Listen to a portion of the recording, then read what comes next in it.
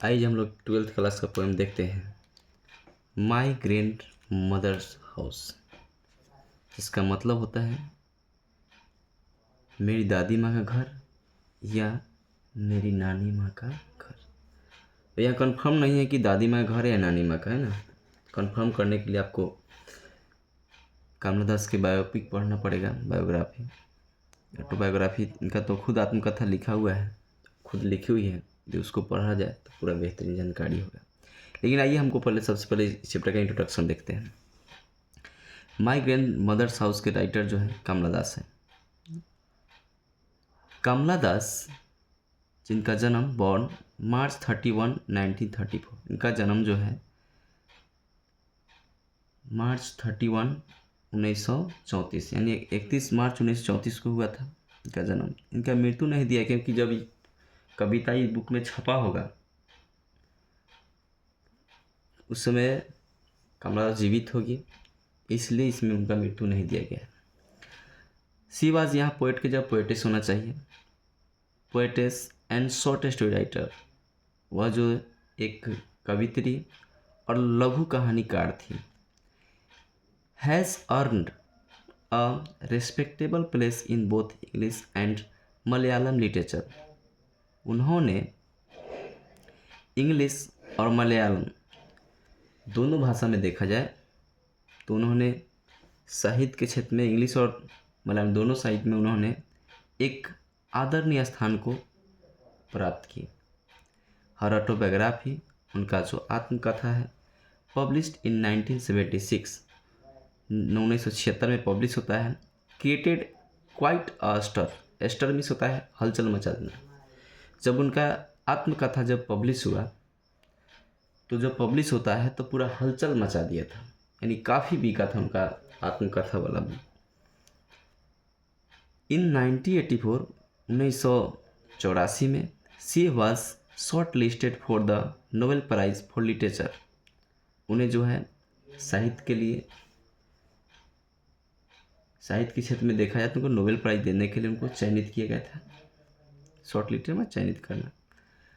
Her important volumes of herbs in English, English में उनके काव्य के जो महत्वपूर्ण जो कुछ खंड है, जो समर इन कोलकाता है जो 1963 में पब्लिश हुआ, सायरन्स है 1964 में, the descendants 1967, the old play house and other poems 1973, the Anamalai poems 1985, only saints knows how to sing 1996 and yes Allah 2001। यहाँ से थोड़ा ध्यान से देखिएगा ना। Kamala Das poetry is primarily autobiographical and her theme is love for a lonely heart. Kamala Das की जो काव्य होता है वो मुख्य रूप से ऑटोबायोग्राफिकल, प्राइमरली का मतलब मुख्य रूप से, और ऑटोबायोग्राफिकल का मतलब आत्मकथात्मक, यानी उनके खुद के जीवन से जुड़ा हुआ होता है। और उसका जो विषय होता है ना, उनकी कविता का जो विषय होता है क्या है, उनकी कविता का विषय क्या है, तो her theme is love, love of a lonely heart, यानी अकेलापन दिल का प्रेम। आगे देखिए, love with never ending passion, lust, greed and hunger that never satiate. उनकी कविता का थीम क्या होता है, लव नेवर एंडिंग पैशन, कभी न समाप्त होने वाला जुनून, वासना, लस्ट मिस वासना, लोभ, ग्रीड मिस लालच लोभ, और हंगर मिस भूख होता है, और कभी न समाप्त होने वाला भूख, चाहे आप बोलते हैं ऐसा भूख जो जिसको संतुष्टि न मिले, है ना। तो उनकी कविता का थीम देखा जाता है क्या होता है, यहाँ से एक बार और समझ ले। कमला Das poetry is primarily autobiographical, उनका जो काव्य होता है मुख्य रूप से आत्मकथात्मक होता है, एंड उनका जो थीम होता है, उनका जो विषय होता है कविता का क्या है, तो अकेलापन दिल का प्रेम, ऐसा प्रेम, कभी न ख़त्म होने वाला जुनून, वासना, लोभ, और जो कभी न संतुष्ट होने वाला, यानी एक ऐसा प्रेम जिसमें कभी संतुष्टि न मिले, कभी न संतुष्ट होने वाला भूख। आगे देखते हैं। She is known for sexual adventure in her writings. उन्हें जो है अब उनके लेखनी में जॉन रोमांस के लिए जाना जाता है ना। वो जो है ये लोग जानते हैं, किस रूप में जानते हैं, the she is known for sexual adventures in her writing. उन्हें जो है लोग उनके अपने वे जो है अपने लेखनी में एक जॉन रोमांस के लिए जानी जाती है। फॉर हर, उनके लिए, love hardly ever goes beyond sex and lust. Kamala Das का कहना है कि प्रेम जो है शायद ही, मुश्किल से ही सेक्स और लस्ट से परे होता है। उनके कहने का मतलब है कि आज के समय में चाहे कभी भी शायद ही ऐसा कोई व्यक्ति होगा जो बिना सेक्स और लस्ट यानी वासना के बिना प्रेम करता होगा। नहीं तो हर पुरुष, हर महिला का इच्छा बस सेक्स और लस्ट ही है, प्रेम करने का उद्देश्य।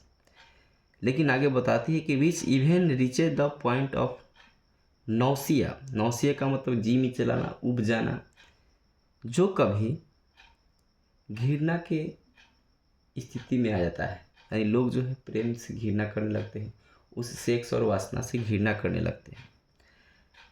लेकिन फिर राइटर बताती है कि and is reborn again and again with new vigour.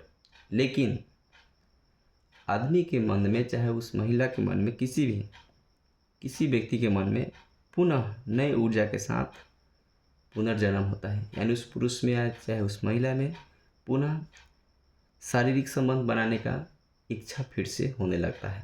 यानी कहने का मतलब है, वे कहना चाहती है कि कभी भी देखा जाए तो शायद ही ऐसा कोई व्यक्ति प्रेम करने वाला होगा जो शारीरिक संबंध बनाना नहीं चाहता होगा, बिना शारीरिक संबंध के प्रेम करता होगा, बहुत मुश्किल से। लेकिन ज़्यादातर लोग का जो इच्छा होता है वो शारीरिक संबंध बनाना ही होता है। लेकिन एक ऐसा वक्त आता है, वो क्या होता है, आदमी का मन जो है उस शारीरिक संबंध से उब जाता है, लेकिन वह पुनः जो है फिर से बार बार उससे इच्छा होता है और नई ऊर्जा के साथ वो फिर से शारीरिक संबंध बनाना चाहता है। Kamala Das reveals a commendable mastery of phrase and control over rhythm. Kamala Das जो है वाक्यांशों, फ्रेज मतलब वाक्यांश, वाक्यांशों के एक सराहनीय श्रेष्ठता को प्रकट करती है और कंट्रोल ओवर रिद्म और लय पर नियंत्रण को प्रकट करती है, चाहे प्रदर्शित करती है। The words are often painted. शब्दों को अक्सर चित्रित किया जाता है। And the rhythm is marvellous. और लय जो है अद्भुत रूप से, लगभग अति व्याकुलता से जीवित होती है। यानी कहने का मतलब यह राइटर क्या है, उनके कविता में इस ढंग से शब्द को मतलब सजाया गया होता है, तो इस तरह के शब्द का प्रयोग किया गया होता है कि जैसे ही जब रीडर उसको पढ़ता है तो उसके मन में एक तरह की व्याकुलता आने लगता है कि मैं आगे और इस पोएम को पढूं, है ना। और वो भी जो भी चीज़ वो लिखते हैं पूरा ओपनली लिखती है। आइए अब हम लोग, आज इसका इंट्रोडक्शन हो गया, कल हम लोग जो है इस पोएम को आगे हम लोग पढ़ेंगे।